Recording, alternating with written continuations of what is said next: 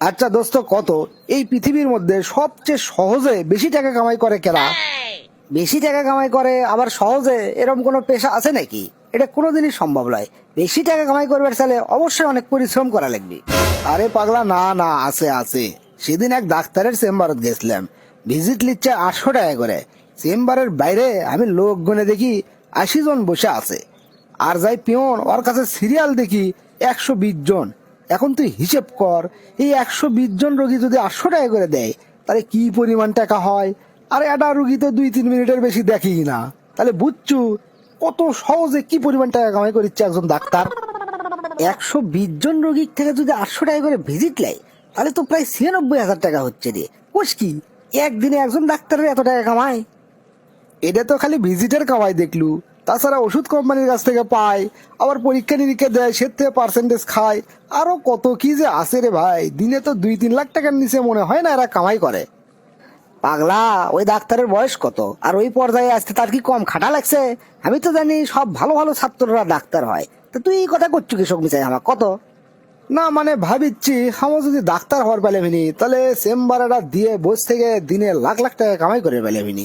কি সুন্দর, কত সহজে টাকা কামাই করা যায়। আমার তো দেখেই খেলে আফসোস লেগেছে। জীবনে কোনোদিন স্কুল আর ঠিক মতো যাস না, ঠিক মতো পড়ালেখা করিস না, সারাদিন শুকনো পাতা খাস, আর তুই আবার ডাক্তার। এতই সোজা না, অত লালি আদেশাল লয়।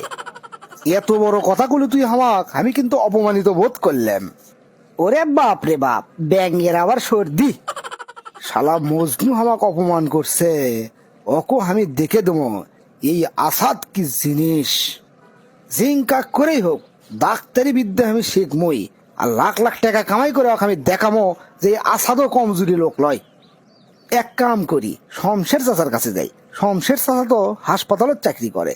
চাচার মাধ্যমে প্রথমে কোনো ক্লিনিক বা হাসপাতালত ঢোকা লাগবে, তারপরে ছলে বলে কৌশলে আমি ডাক্তারি বিদ্যা শিখবো। মজনু তো আর জানে না এই আসাদ কি জিনিস। চাচা, আসসালামু আলাইকুম। ওয়ালাইকুম সালাম। কে রে আসাদ, তুই আমার কাছে কি মনে করে? তুই তো কোনোদিন আমার কাছে আসিস না। চাচা, খুব বিপদে পড়ে আপনার কাছে আসছি, আমাকে কিন্তু আপনি না কবার পাবেন না, আমাকে একটা সাহায্য করাই লাগবে। কি বিপদে পড়ছু সেটা ক। না মানে চাচা, বেকার জীবন তো আমাকে আর ভাল লাগিচ্ছে না। আপনি তো হাসপাতাল সেক্টরে মেলা দিন ধরে চাকরি করেছেন, আমাকে একটা কোনো হাসপাতাল বা ক্লিনিকও তো না ঢুকে দেন নাকি চাচা, খুব উপকার হলো হিনি। এ পাগলা, হাসপাতাল বা ক্লিনিকে চাকরি করা কি মুখের কথা? কাজ জানা লাগবার লয়। কাজ ছাড়া তুই কি চাকরি করবো? কাজ জানা ছাড়াও তো মেলা ধরনের কাম আছে চাচা। দেন নাকি যে কোনো একটা পোস্টে হলেই হলো, সর্বনিম্ন পোস্টে হলেও আমার কোনো সমস্যা নাই। আর তাছাড়া আমার মাথাটা তো খারাপ লয়, আমাকে খালি ঢুকে দেন, কাজ আমি অটোমেটিক্যালি শিখে যাবো। আচ্ছা ভালো কথা, যে কোনো পোস্টে যখন চাকরি করবার চাচ্ছু, তাহলে তোকে একটা কথাই কই। হুলকুম ডাক্তার কালকে আমাকে ফোন করছিল, আর ক্লিনিকে বলে একটা পিয়ন লাগবি। পিয়নের অবশ্য কিছু জানা লাগে না, কোনো মতে হালকা পাতলা লেখাপড়া জানলেই হয়। তো তুই কি পিয়ন পোস্টে চাকরি করবু? কোনো সমস্যা নাই চাচা, কোনো সমস্যা নাই। সুইপার পোস্ট হলেও আমি রাজি। সেই জায়গাতে আপনি পিয়নের কথা করছেন, এটা তো ভালো আরো। বেতন কিন্তু বেশি দেবার লয়, মাত্র 5,000 টাকা, ডিউটি দিনে 12 ঘন্টা করবো। চাষমে তাতেও আমার কোনো আপত্তি নাই, আমাকে যদি খালি 3 বেলা খাবার দেয় তাতেই সই। আপনি আমাকে ঢুকনের ব্যবস্থা করেন।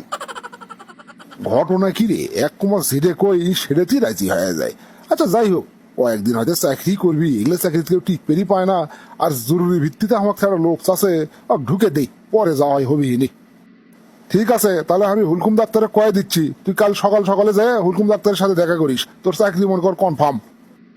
ওহ চাষমে, আপনি আসলে গ্রেট। আমি আশা করেই যাচ্ছিলাম যে আপনার কাছ থেকে আমার খালি হাতে ফেরা লাগবার লয়।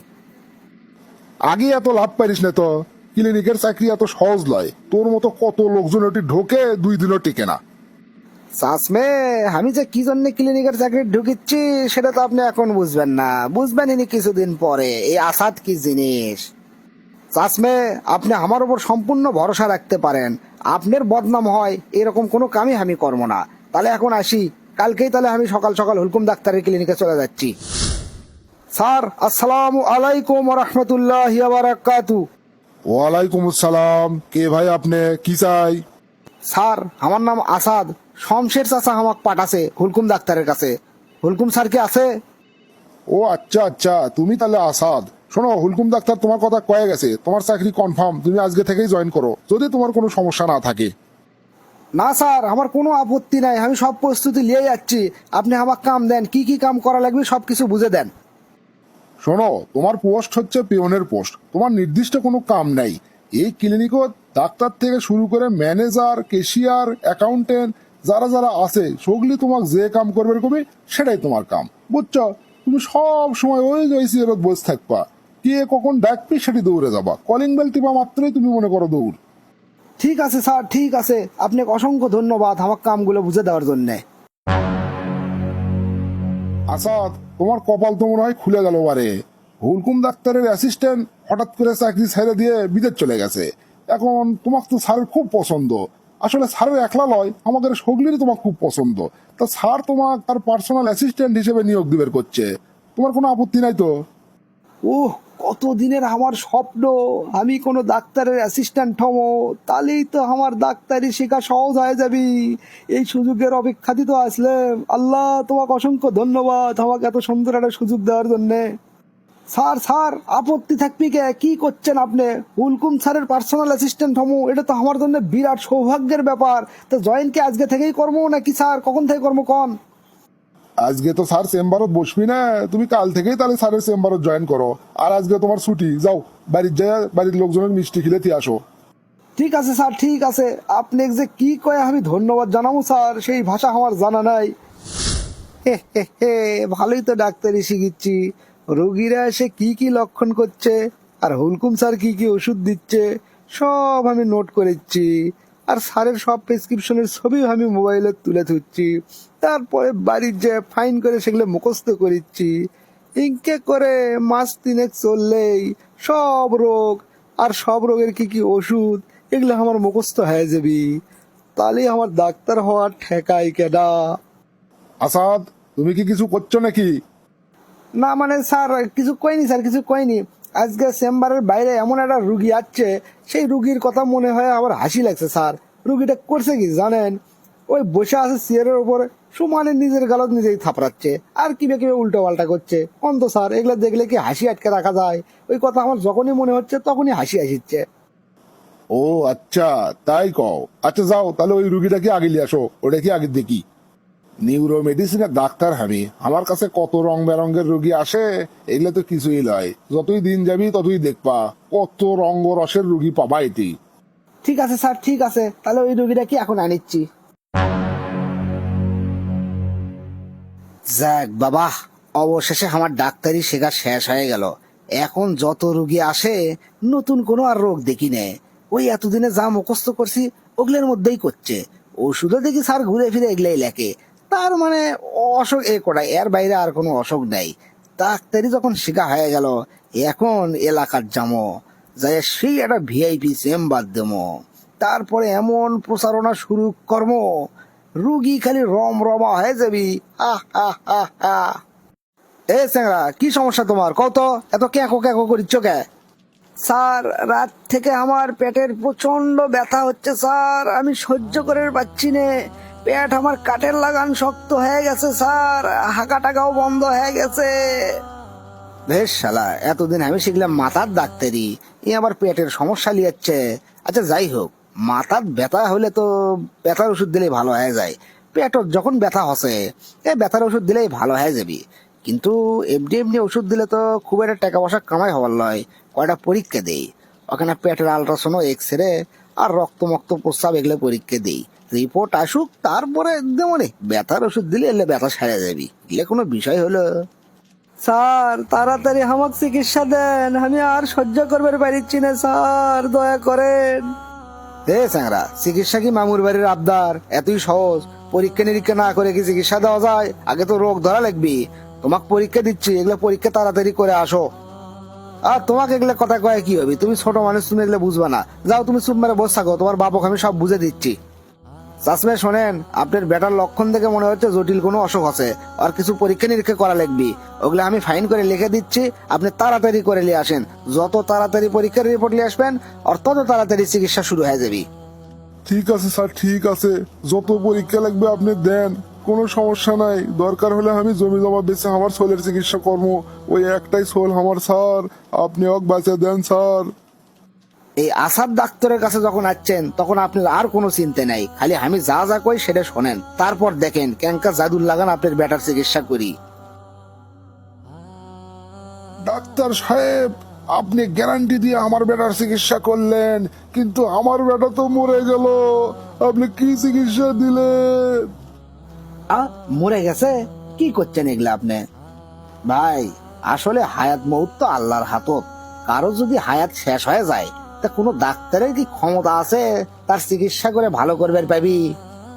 তাছাড়া আমি তো ছোটখাটো ডাক্তার লই, আমি নিউরো মেডিসিন বিশেষজ্ঞ, নিউরো মেডিসিনের উপর এফসিপিএস করছি। আমি তো আর ভুল চিকিৎসা করিনি, তাই লয়, চিকিৎসা সঠিকই করছি। এখন বাঁচিনি সেটা তো আমার কিছু করার নাই, তাই না? সব উপরালার ইচ্ছে। গোপাল ভাই, তুমি আছো? আমার বেটাটা আর নাই ভাই। আমার শোল্ডার চিকিৎসা আমি ঠিকই করলাম, কিন্তু বাঁচাতে পারলাম না ভাই। এটা আমার কি সর্বনাশ হয়ে গেল। খুবই দুঃখজনক ঘটনা মালিক, খুবই দুঃখজনক। কিন্তু একটা জিনিস আমি বুঝলাম না, তুমি তোমার বেটার চিকিৎসাটা করলে কোন জায়গা? আরে ভাই, বাজারে তো একটা নতুন ডাক্তার আসছে না, আসাদ ডাক্তার, খুব বড় ডাক্তার, তারই কাছেই তো চিকিৎসা করলাম। 1,000 টাকা ভিজিট দিছি, পরীক্ষা নিরীক্ষাও করছে মেলাগুলো, বহুত টাকা আমার খরচ আছে। তাই তো গ্যারান্টি দিল, করছে জাদুর লাগান করে চিকিৎসা কর্ম, ম্যাজিক্যাল লাগান ভালো হয়ে যাবি। কোনটি ভালো হলো ভাই? আমার বেটা আরো মরে গেল। আসাদ ডাক্তার? এই ডাক্তার আবার কোনটি থেকে আসলো? এত বড় ডাক্তার বাজারের মধ্যে এসে রুগী দেখিচ্ছে। মনে তো হচ্ছে কোনো ঘাপলা আছে।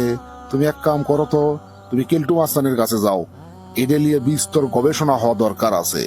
খালি তোমার বেটা একলাই লয়, আরো কয়েকজনের কথা শুনলাম ওই ডাক্তারের চিকিৎসা নিয়ে ভালো তো হওয়া দূরের কথা, উল্টো আরো খারাপ হয়ে গেছে বলে। ঠিক আছে ভাই, ঠিক আছে, যদিও আমার বেটা ফেরত আসবি না, তারপরও তুমি যখন করছো, সব কাগজপত্র নিয়ে আমি কেলটু মাস্তানের কাছে যাচ্ছি। পেট ব্যথার জন্য এতগুলো পরীক্ষা করছে এই ডাক্তার? বাপ রে বাপ! যদিও আমি ডাক্তার লই, কিন্তু আমার কাছে কেন জানি মনে হচ্ছে এর মধ্যে কোনো না কোনো ঘাপলা আছে। তাহলে এখন কি করবো ভাই? এগুলো নিয়ে আমি চলে যাবো? না, তুমি চলে যাও, কিন্তু এই কাগজপত্রগুলো আমার কাছে রেখে যাও। আমার বন্ধু একজন বড় ডাক্তার, তার সাথে আমি দেখা করি, কাগজপত্রগুলো তাকে দেখাই, তুই তাহলে বুঝে পাবি কোনো ঝামেলা আছে কিনা এর মধ্যে।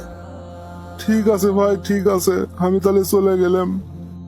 হাই রে রে, কত বড় ভুল চিকিৎসা দিছে রে! এই ডাক্তার না ডাকাত? এক গাদা পরীক্ষা নিরীক্ষা করছে, এক্স রে রিপোর্টও তাচ্ছে ওই ছেলের পারফোরেশন, মানে লারি ফুটা হয়ে গেছিল। এইরকম কন্ডিশনে বেশিরভাগ ক্ষেত্রে জরুরি ভিত্তিতে অপারেশন করা লাগে। অপারেশন করলে বেশিরভাগ ক্ষেত্রেই রোগীর জীবনটা বেঁচে যায়। উনি তো অপারেশনের ধারে কাছেও যায়নি, কয়নি অপারেশনের কথা, উল্টো আরো হাই পাওয়ারের ব্যথার ওষুধ দিছে। পারফোরেশন যতটুকু হসল, এই ওষুধের কারণে আরো বেড়ে গেছে, যার কারণেই শোলটা মরে গেছে রে। তাহলে বন্ধু, এটা কি হলো? এত বড় ডাক্তার এত বড় ভুল চিকিৎসা করলো, কেমনে সম্ভব? আমিও তো সেটাই ভাবিচ্ছি, এত বড় ডাক্তার সামান্য এই রোগ ধরবেন পেল না, ধরবেন না পায় উল্টো পাল্টা চিকিৎসা দিল। তার মানে এর মধ্যে 100% ভেজাল আছে। তুই ভালো করে তদন্ত করে দেখ, আসলে ওই ডাক্তার কিনা। ডাক্তারের নামটা তোমার চেনা চেনা লেগেছে, আসাদ। আমার এটি কিছুদিন আগে একজন অ্যাসিস্ট্যান্ট আসলো, ওর নামও তো আসাদ আসলো। তাছাড়া আমাদের এই নিউরো মেডিসিন সোসাইটির মধ্যে আসাদ নামের কোনো ডাক্তার নেই, অথচ ই আবার নিউরো মেডিসিন বিশেষজ্ঞ, এফসিপিএস করছে বলে নিউরো মেডিসিন। তুই না ভালো করে তদন্ত করে দেখ বন্ধু, আমাদের দেশে তো ভুয়ো ডাক্তারের অভাব নাই। ডাক্তারের নাম, রেজিস্ট্রেশন নাম্বার এগুলো ব্যবহার করে কিছু লোক, তারা 2-4টা ওষুধের নাম জানে, বিভিন্ন জায়গায় চেম্বার করে বেড়ায়। ঠিক আছে বন্ধু, ঠিক আছে, তো অসংখ্য ধন্যবাদ। ডাক্তার সাহেব, আপনার ডাক্তারি যত সার্টিফিকেট আছে সবগুলো বের করে আমাকে দেখান তো। ইয়ে মানে মানে আপনি কি জন্য আমি সার্টিফিকেট দেখাবো? আপনি তো আমি সার্টিফিকেট দেখাতে বাধ্য লই। আপনি কি সিভিল সার্জন নাকি? আপনি গতকাল একটা ছোট বাচ্চাকে চিকিৎসা দিছিলেন, ভুল চিকিৎসা করছেন, এই জন্য আমি বাধ্য হচ্ছি আপনার কাগজপত্র চেক করার জন্য। আর আমার নাম কেলটু মাস্তান। কি এত বড় কথা? আমাকে আপনি ভুল চিকিৎসার অপবাদ দিচ্ছেন? জানেন আমি কত বড় ডাক্তার? সেটাই তো দেখতে চাচ্ছি, আপনি কত বড় ডাক্তার। কাগজপত্র সবগুলো আমার কাছে দেন। আর যদি কাগজপত্র আপনাকে না দেই তাহলে কি করবেন? বাঘে চুলে 18 ঘা, পুলিশ চুলে 36 ঘা, আর কেলটু মাস্তান চুলে টুট টুট টুট। কথাটা মনে রাখেন খালি। না, এর সাথে ক্যাসাল করে লাভ নাই। এক টাকা পয়সা দিয়ে ম্যানেজ করা লাগবে। কামাই তো আর কম করিচ্ছি না, এর থেকে এক কিছু টাকা খিলেই তাহলে আমি এমনি সরে যাবি এর থেকে। ভাই শোনেন, আপনাকে আমি লাখখানিক টাকা দিচ্ছি, আপনি চলে যান, টাকাটা নিয়ে যায় আপনারা মৌজ ফুর্তি করেন। এগুলে এগুলে ইয়ে করে তদন্ত করে কি হবে কোন? মানুষের হায়াত উঠে গেছে, মরে গেছে। পাগলা, 1 লাখ টাকা দিয়ে তুমি কেলটু মাস্তান কিনবা? এতই সোজা? তা কত নেবেন ভাই, কত নেবেন কোন? ফাজিলের বাচ্চা ফাজিল, তুই টাকা দিয়ে কেলটু মাস্তানো কিনবার চাস? তুই এখনো আমাকে চিনিস নি না? তোকে এমন মার মারমো, তোর বাপের নাম শুদ্ধ ভুলে যাবো, তোর পিঠের চামড়া ছিলে লবণ লাগামো। তাড়াতাড়ি কাগজ বার কর হে, না হলে তো কিন্তু এটাই প্রথম। ভাই ভাই, আপনাকে একটা সত্যি কথা কই, আমি আসলে ডাক্তার লই। আমি এই ডাক্তারের একজন অ্যাসিস্ট্যান্ট আসলাম, তারই ওটি থেকে থেকে আমি ডাক্তারি শিখছি। আমার এলে সব ভুয়া ভাই, আমি আসলে ভুয়া ডাক্তার। আপনি আমাকে ছেড়ে দেন ভাই, আপনি আমাকে জানে মারেন না, আমি আর এই এলাকার থাকবো না। আপনাকে আমি 10 লাখ টাকা দিচ্ছি, আপনি আমাকে জানে মারেন না, যাবার দেন এর থেকে। শালা জানোয়ার, ডাক্তারি একটা মহান পেশা, আর তুরিগের মতো এরকম কিছু ভুয়ো ডাক্তার এই পেশাটা নষ্ট করে ফেলে দিল। হ্যাঁ, তোরা কোন সাহসে ডাক্তারি করবে যাস? ডাক্তারি কি এতই সহজ করে? পৃথিবীর মধ্যে সবচেয়ে কঠিন পড়াশোনা হচ্ছে এই ডাক্তারে গেলে। আর তোদের মতো কিছু আবাল 2-4টে ওষুধের নাম শিখেই নিজে ডাক্তার হিসেবে ঘোষণা দিস। কত মানুষের জীবন নিয়ে তোরা যে সিনেমিনি খেলছু জীবনে, তার তো কোনো শেষ নাই। তোকে এমনি এমনি ছেড়ে দেবো আমি? তোকে জীবনে আমি জেলার থেকে বাড়াবার দেবো না। ভাই আমি আর ডাক্তারি করবো না, আমাকে ছেড়ে দেন। দরকার হলে আমি রিক্সা চলে খামো, তাও জীবনে কোনোদিন ডাক্তারি করবো না, আপনি আমাকে ছেড়ে দেন। তোদেরও আমার খুব ভালো করেই চেনা আছে। তোরা এক জায়গায় ধরা খাস, টাকা পয়সা ঘুষ দিয়ে সেই এলাকা ছাড়িস, আবার আরেক জায়গায় যায় ডাক্তারি করিস। তোদের কোনো মাপ নাই। শালা জমলে, তুই আর কাম পাসনি। কিন্তু মাস্তানের এলাকাতে এসে তুই ভুয়ো ডাক্তারি শুরু করছু। তুই তোর জেলত থেকে বাড়াবের পারবো না রে, জেলত তোর পোষে মরা লাগবি। স্যার আপনি আমাকে ছেড়ে দেন, যত টাকা চান আমি তত টাকাই দেবো, আমার টাকা পয়সার কোনো অভাব নাই। আপনি আমাকে থানাত নিয়ে যান না স্যার। রে মামুর বাড়ির আবদার, অক ছাইড়ে দেই, অক ছাইড়ে দিয়ে আমি নিজে জেলত ঢুকি। চাকরি তো আমার থাকবি না, আমারই 14 শিখের ভাত খাওয়া লাগবি। তুই পরশু কেলটু মাস্তানের পাল্লা, জানিস না? বাঘে চুলে 18 ঘা, পুলিশের চুলে 36 ঘা, আর কেলটু মাস্তান চুলে টুট টুট টুট।